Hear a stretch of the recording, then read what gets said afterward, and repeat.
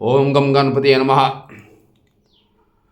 శ్రీ త్రిముఖదుర్గమ్మవారు సమస్త దుష్టగణాలను, రుణబాధలు, శత్రుబాధలను, సమస్త ప్రయోగాలను తొలగించి మనల్ని రక్షించుటకై ఈరోజు అమ్మవారి యొక్క అవతార రూపము మహిషాసురమర్ధిని ఓం సింహవాహినీం త్రిముఖదుర్గాం త్రిశూల చక్ర ఖడ్గధరాం మహిషాసురమర్ధినీం భక్తరక్షిణీం నమామ్యహం.